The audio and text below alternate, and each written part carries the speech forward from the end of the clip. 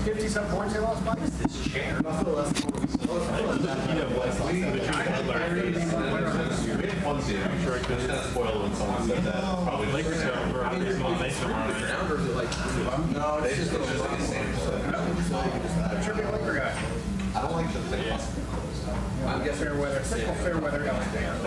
Yeah, we like fair weather. Maybe Nike swapped their swatch colors. Yeah.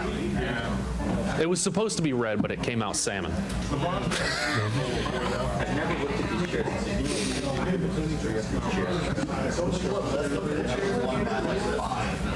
I mean,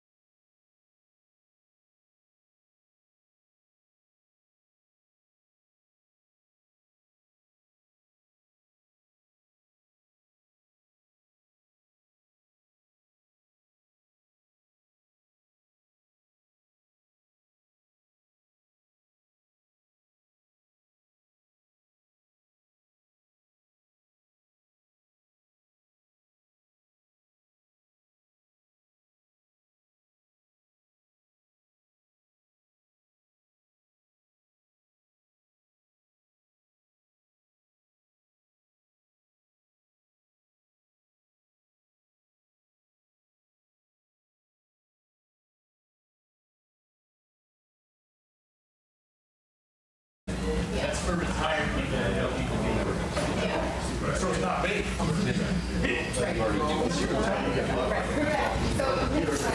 You have things that you can straight up to. We're going straight to. I think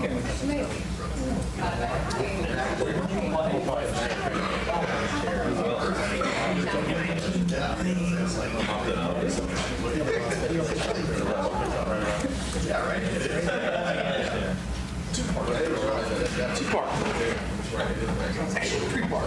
It's 36:30.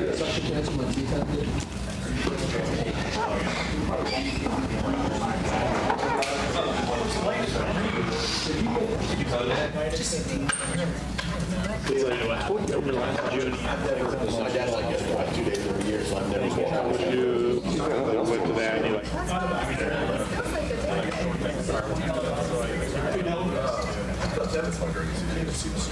Stock market comes there.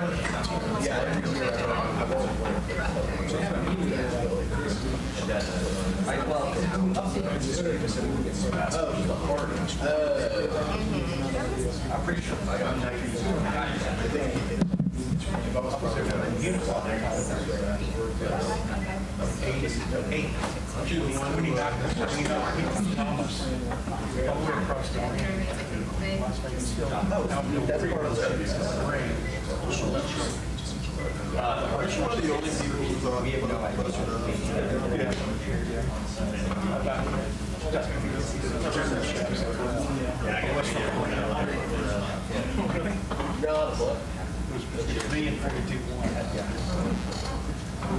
Is that an internal thing or is that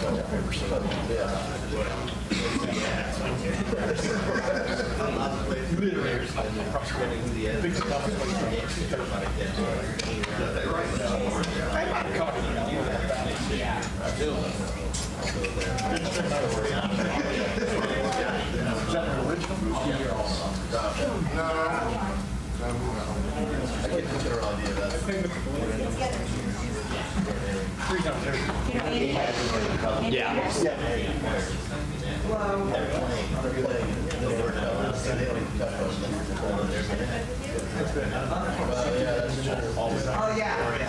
Take care of my children.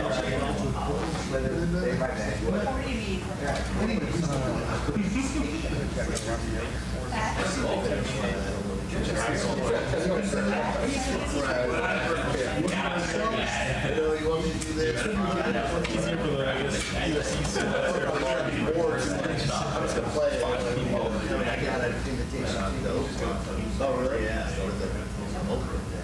Can't do that.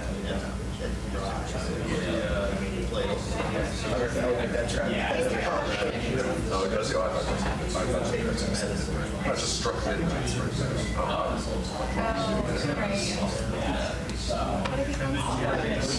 What if I There's a 5-minute grace period.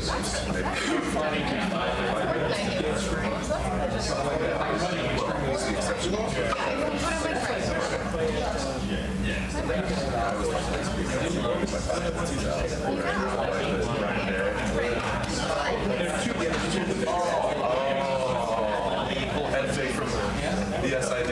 Head fake. That was dirty, Jerry. Can I ask about this? Okay, cool.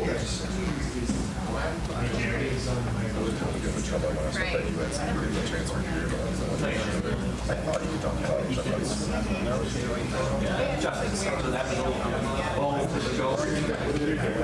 last thing I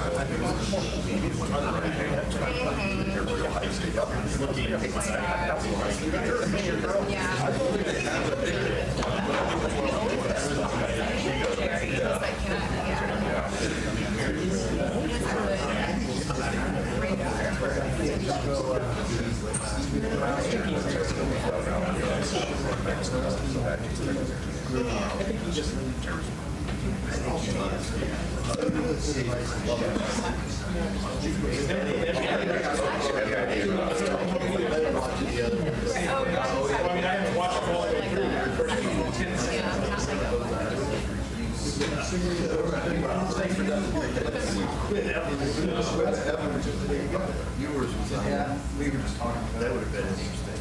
Maybe he was. I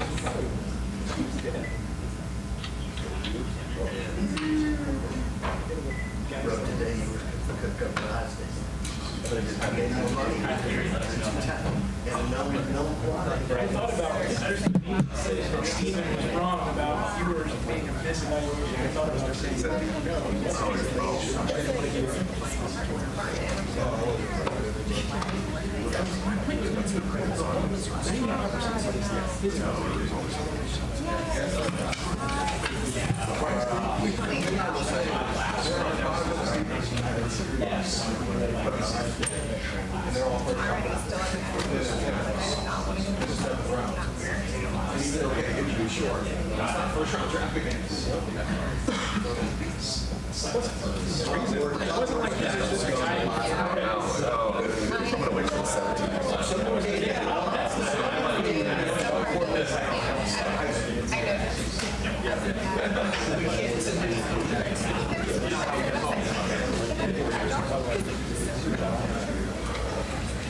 All right, folks, thanks for being here. We're going to jump right to questions. Dave Biddle, 24/7 Sports. Hi, Ryan. Getting Bo Atkinson in the portal, just how important of a get was that for you guys, and what do you envision his role being for you guys? Yeah, first off, I'd say the compliance cleared that we can talk about him, right, Jerry? Yes, sir. All right. Compliance is We're good? Okay, just making sure. Everyone saw that. We're on record.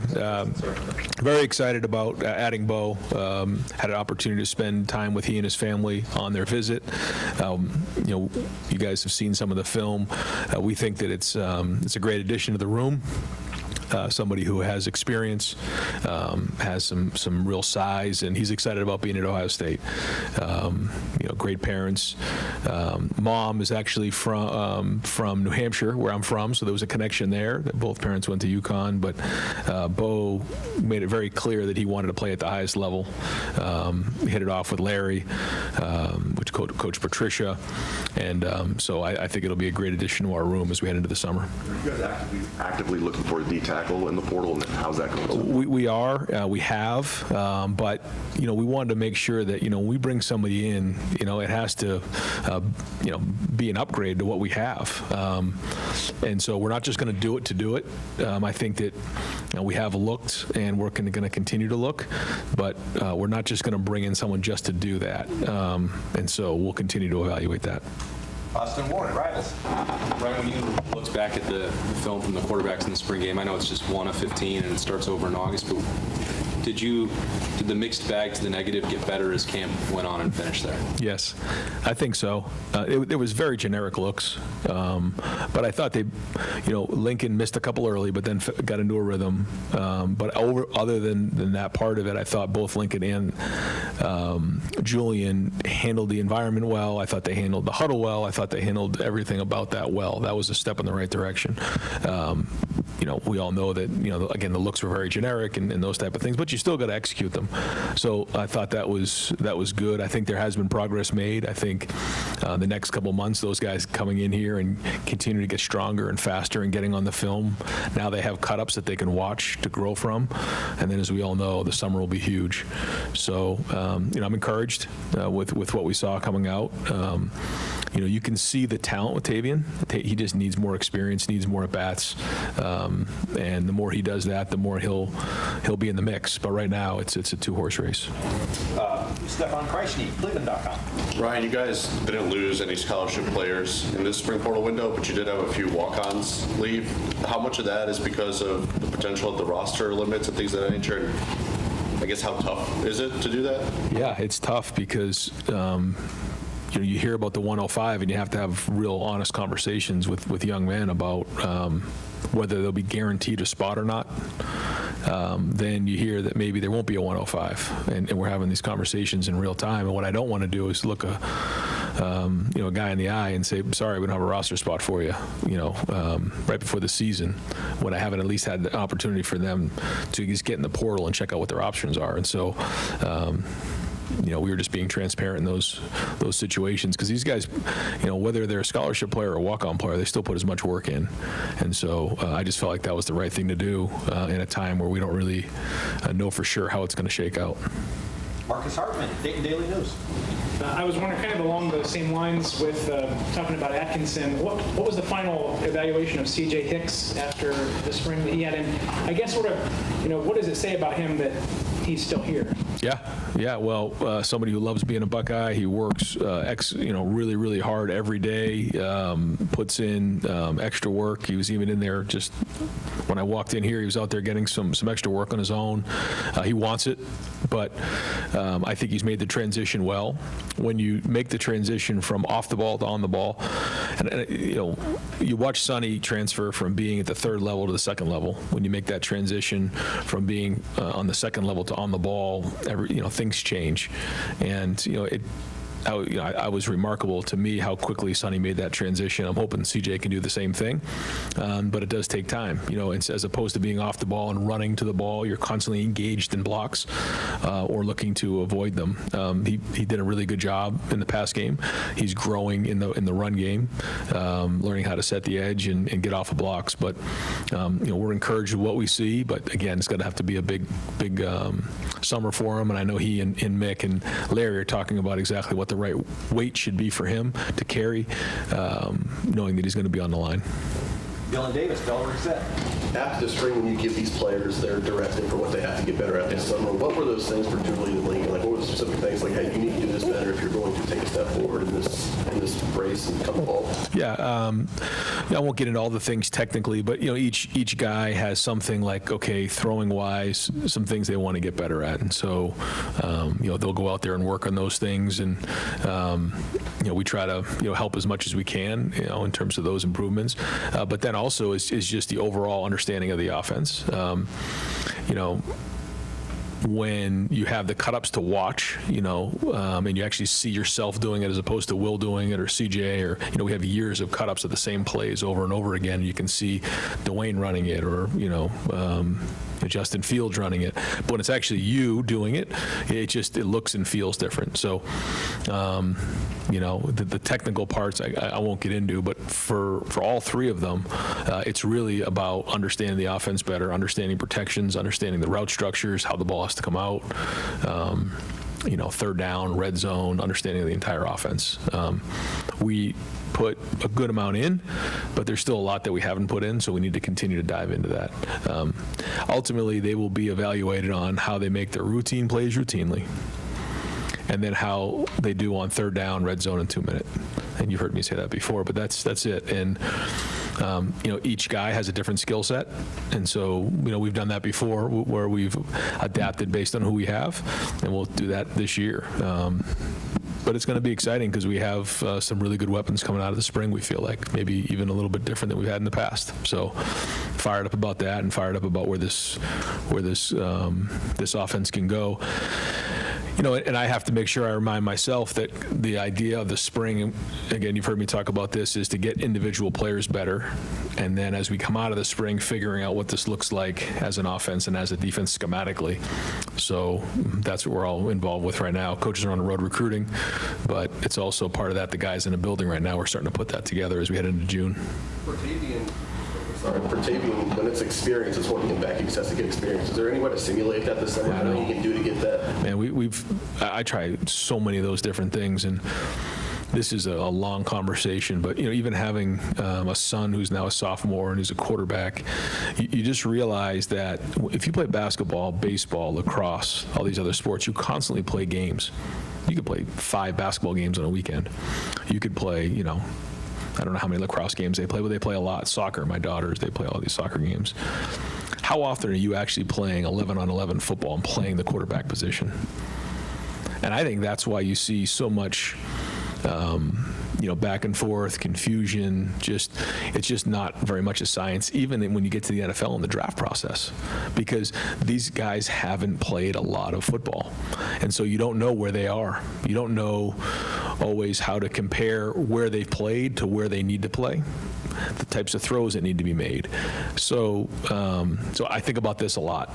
And Tavian, needs to get as many of those reps as he can. We've tried in the past, the virtual reality, where when I was in San Francisco, we would actually, have people simulate defenses, simulate blitzes, so they could stand in there. We'd actually put the turf down, and they'd have the VR, and they'd be going through the reads, and it wasn't the same. It was just not the same when a 320-pound guy's trying to rip your head off in front of you. It's just not the same. So what do we try to do? We try to watch as much film as we can. And try to simulate it the best we possibly can, but there's nothing like getting real reps, and that's why we made the guys live this spring to feel what that was like, because these guys haven't played a lot of football, and so they don't know what that's like. So I'll go off for an hour about this, but this is the kind of the world we live in, and something I'm passionate about. So the more these guys can play 11-on-11 football, it's better. We need to keep it to one question because we have a lot of guys that want to ask. Spencer Holbrook, Letterman Row. Right now, you had a couple weeks to digest what you saw in spring practice. What were your evaluations of Matt and of Tyler as first-time coaches here, and what do you think the next step for both of those guys? Matt Patricia and Tyler Bowen, yeah. First off, I think you look at the players, and I meet with every single player after the spring, and I asked them, rate your relationship with your position coach, with your coordinator, 1 to 5, 5 being great, 1 being not very good at all. And the feedback I got on both of those guys was excellent, really good. That's the first thing. Second thing is, in recruiting, you talk to the recruits, how's your relationship with Coach Bowen? How's your relationship with Coach Patricia? Again, like thumbs up across the board. And I think, when you get around the players, you get around the recruits, you guys will hear the same thing. You can either it is or it isn't. We've had coaches before where it hasn't been great, and I think we know that's been the case before. So that's the first thing you look for, is the relationships. Then how are you getting individual players better? I think that's been a plus. And then schematically, we'll see. We have, yet to be seen. If we have the right scheme in place. But I like their attitudes. I like where they are. I think they fit our culture really, really well in terms of how they coach. They understand it's important. They both coach in the NFL at a high level. So excited to see what the next couple months bring. Joe Nugent, WCMH. From a team perspective, what do you want to see, what do you need to see between now and the start of fall camp?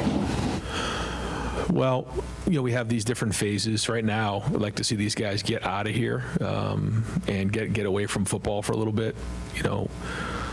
Classes started for us during the Texas week.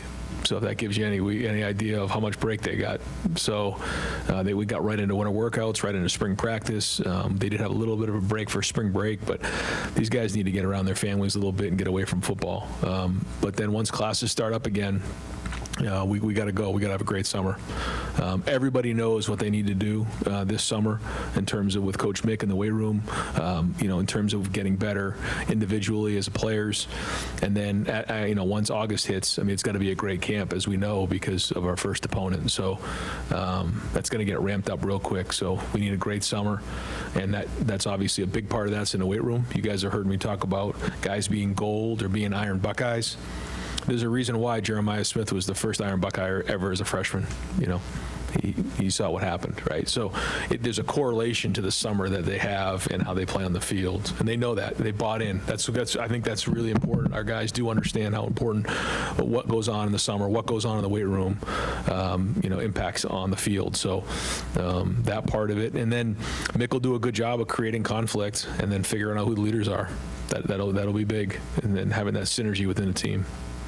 Dave Holmes, WSYX. Yeah, I wanted to get your reaction to Ty and Mark with 14 guys drafted, the way that helps recruiting, and also, is there a guy that you just were kind of getting angry as the draft went on that you thought this guy's sliding way too far? Were you going to bat for one of your guys, so to say? Well, I don't think Seth, should have gone undrafted, but I think the Achilles and maybe just being center only is why that happened, but I'm pleased with the location that everybody ended up with. I don't think there was really anybody that got drafted where when you look at it, you say, man, that's not a good fit. And that's when I stood up in front of the personnel for our pro day. That was our goal. It isn't like so much, getting them, drafted early or whatever. They have to decide the value, but make sure it's the right fit. Because we always say it's easy to get in the NFL. It's hard to stay in the NFL. So we need these guys to now stay in the NFL. The easy part's over. The hard part is now going to work, endearing themselves into the program, and then bringing value every single day. So we've got unbelievable feedback from so many NFL personnel about our guys, and it was clear that these teams appreciated and valued how unselfish they were, how much they praised their teammates, their football IQ, how much they loved Ohio State football, the program, the run that they went on, and just their overall character. And again, just got so much great feedback about that, and you can see how much the teams valued that. Adam King, WBNS. This is the first spring where you've had the expanded playoff, so you were trying to balance that out. Looking back, is there anything you would do differently? How do you guys think you handled the reps and dealing with the fact that these guys got done playing on January 20th? No, I mean, the only thing that happened in the leading up to the national championship game was, we had a really good rhythm going, and we would practice in pads on that Tuesday and Wednesday of the game week. But our D-line, Tyleek and those guys, they were banged up. I mean, it was late in the season, and so we did not do that on one of those days for a reason, because we wanted to be healthy and fresh going in on Saturday. But when you're into such that rhythm, sometimes when you get to Saturday, it takes a little while to get your feet underneath you. And I felt like that hurt us a little bit in that first drive. But then again, you look back, you need those guys to be fresh late in the season. We're talking about week 16. And other than that, I thought we hit the sweet spot. I thought our guys were playing fast. I thought the way that we handled the season, the preseason, allowed us. I mean, you look at the way the running backs played late in the season. They were playing fast, and so I mean, we have a lot to learn from, a lot of information now to go back on because it was the first time ever. So we'll at least have something to look back on. But I think a lot of it went the way we wanted to.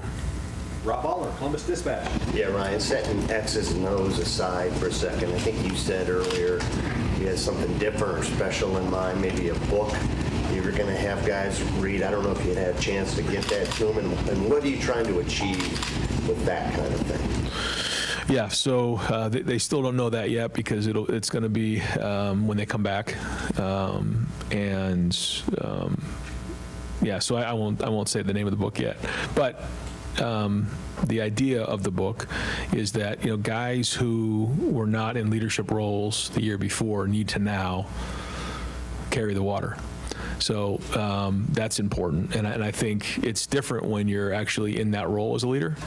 And so we're going to try to use that as a reference point just to try to help them understand that when you're a leader, like, you have to take on the burden of being the leader. It's one thing to sit in the back and watch somebody else do it. Because we lost a lot of leadership. Now we do have some guys who are stepping up in a big way, and they just need more opportunity. So that's going to be the summer project. Pat Murphy, 24/7 Sports. Ryan, you mentioned earlier when talking about the quarterbacks that you guys have maybe different weapons this year. Could you elaborate on what you mean by different weapons? Well, I think it starts probably at tight end, where we have more options there probably than we've ever had since I've been here. So that's exciting. We have some different styles of wide receivers. And we're building some depth at running back as well. So that part is fun. And James really did have a good spring. It's hard to tell when you're in the spring on running backs when we're not really tackling as much to the ground, what that looks like. But I thought, we didn't tackle as much James to the ground, but we did with CJ Donaldson. I thought he got better as the spring went on. And I thought Bo Jackson showed a lot for a freshman as well. So that was all good. Sam Williams-Dixon's fighting. He's had some good practices. I thought he got better. And then we'll have Isaiah getting healthy and then Turbo coming in. So more depth in that room as well. You're talking about 5 guys there when we haven't always had 5 guys in the running back position. You guys remember sometimes we had like 2 or 3, So I think Locke's done a nice job of building depth. We have depth in the tight end room, and then we have some different styles of guys in the wide receiver position. So, again, where does that go? We'll see, but some good players to work with. Andy Anders, 11 Warriors. Yeah, just wanted to get, coming off the spring game, having a chance to evaluate the film, your feeling on where the offensive line stands and specifically the right tackle competition. I thought our guys appreciated the way that we have Tyler, Marcus, and Charlie all working together with the O-line, and I think it's important when you have 3 guys with 3 different backgrounds come together. They have to have one voice if they're going to work like that together.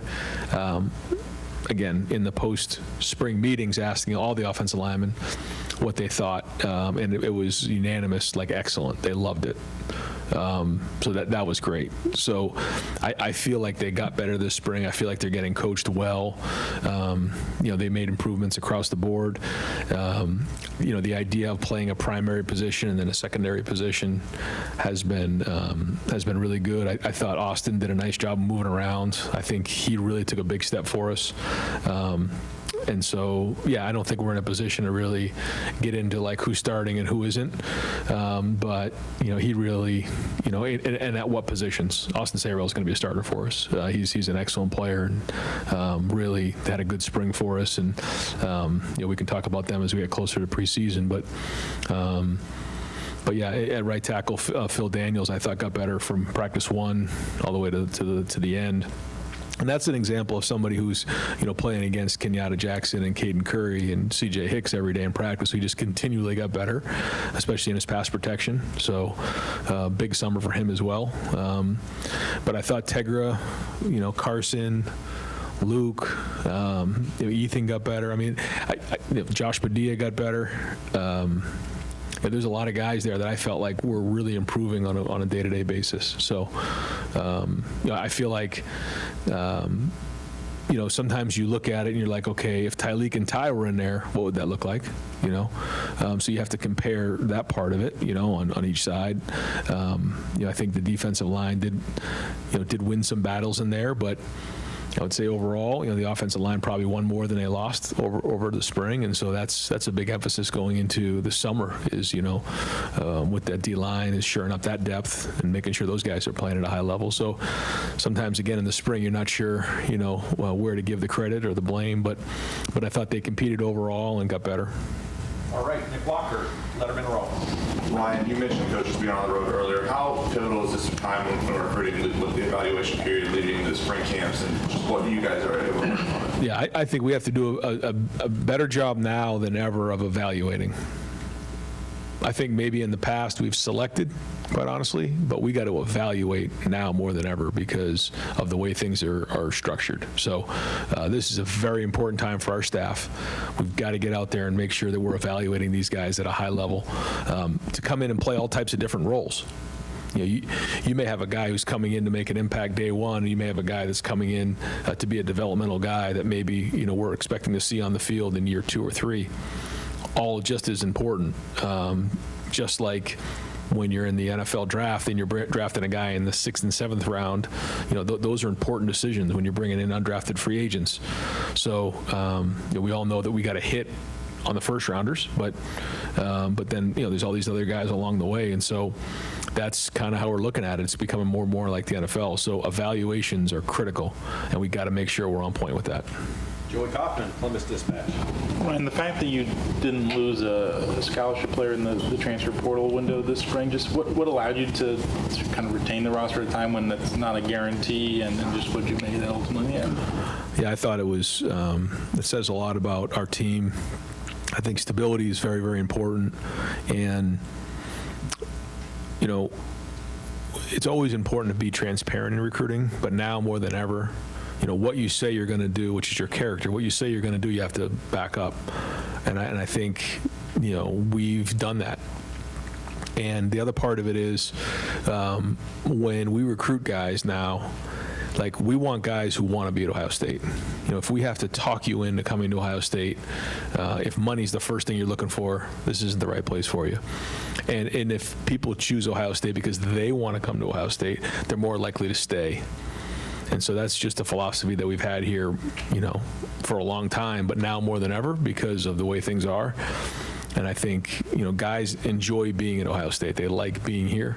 And so as long as they're being valued, then they're going to stay because they know the development.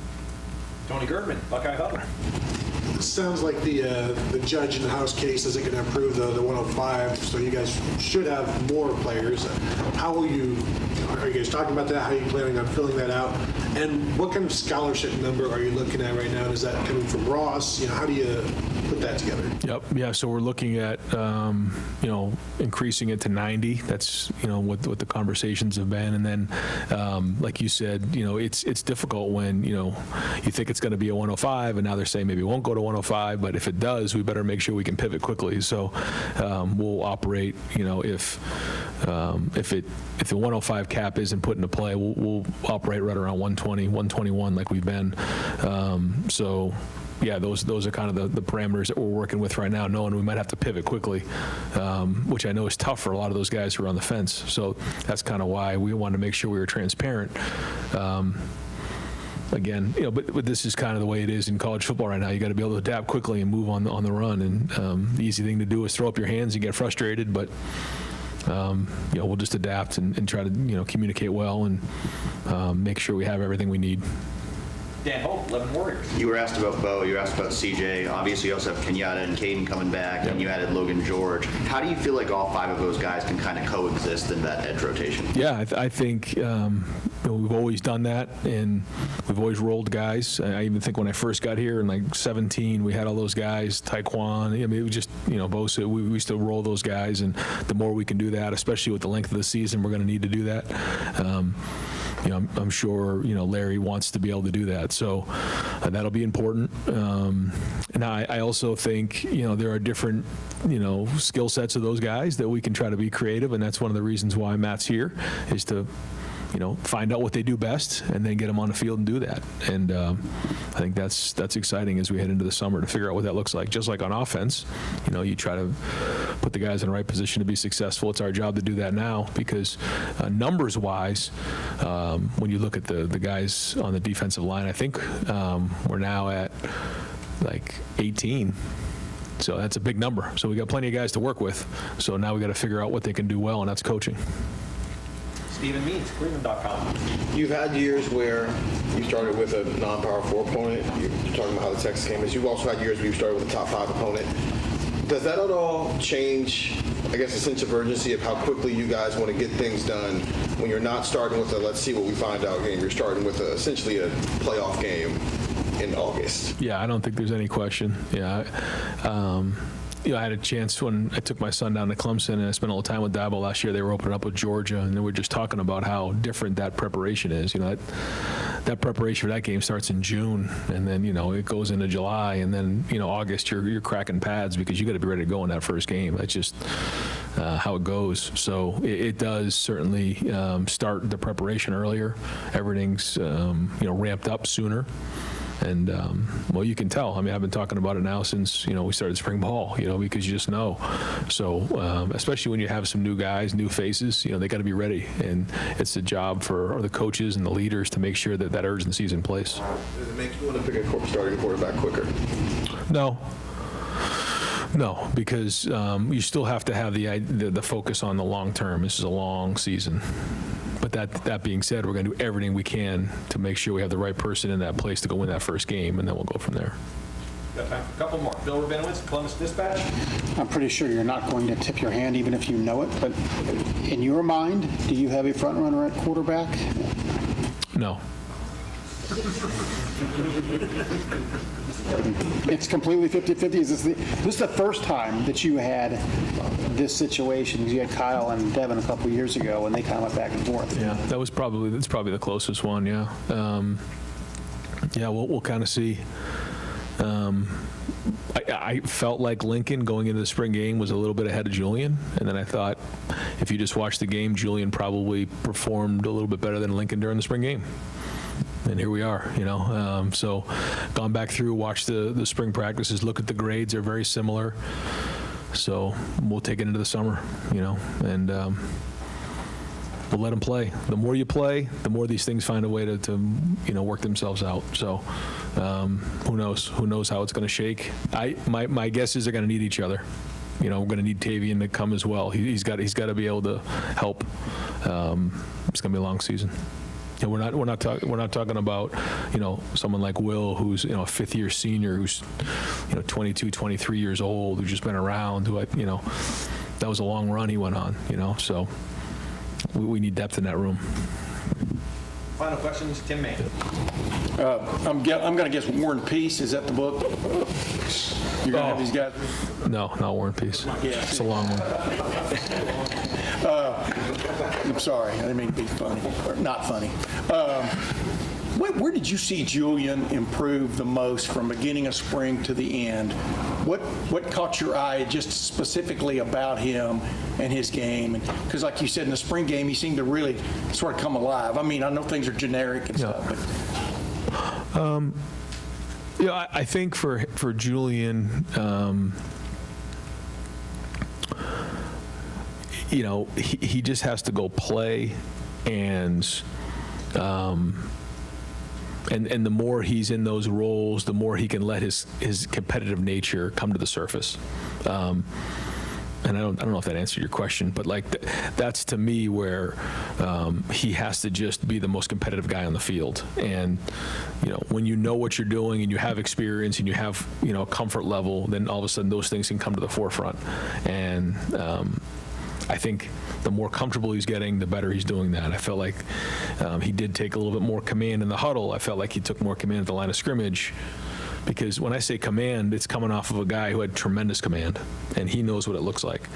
And so whether it's barking out the cadence or, looking guys in the eye in the huddle or, after a play, getting everybody back together, or whatever those on the sideline, whatever those things are, that's the leadership skills. We all see he's got a beautiful release and he can throw the football, but that's just part of the process. And so that's part of bringing along a quarterback, and that's the fun part. You don't want to say gamer because that makes it maybe too simple, but some guys do rise to the occasion, right? I mean, that's your big juggling match, I would think, as much as anything.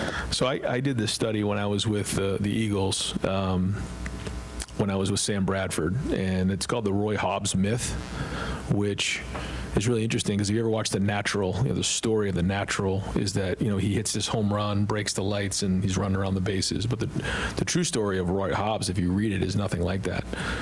And so, I did a study on that because, for quarterbacks, you're trying to get them to rise to the occasion. But the truth is that, nobody really rises to the occasion.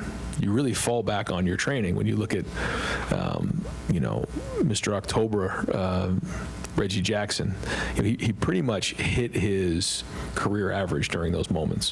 When you watch Jordan or LeBron, when they're in those moments, people who are clutch, they're pretty much just operating under their career average. They're not doing anything extraordinary in those moments. Now, there's the other side of it. Sometimes the moment can be too big, and you can do, quote unquote, you can choke, you can struggle. But if you can just sink to the level of your training and be at your career average during those moments, you're going to be better than the majority of them.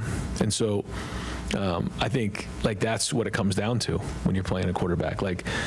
Whatever we see in practice, if we can see that in a game, good things are going to happen. If we start to see crazy play all of a sudden on the field that we haven't seen in practice, now there's something else going on. Is there anxiety? Is there whatever those things are? We have to get other people involved and figure out what those things might be.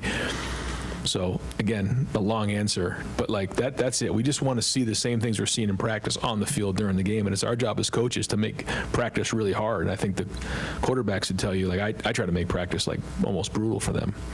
They miss a throw, and I'm just undressing them on the field, not personally, but I'm hard on them because I want them to feel it. And then when they get on the field, they feel like, okay, this is it, and I think that's the sign of a good coach. So I don't know where we started with the conversation, but yeah, I think Julian is in the game. You saw what we see in practice, and that's a good sign. Yeah. Great. Coach, yeah, thanks, guys. Yep.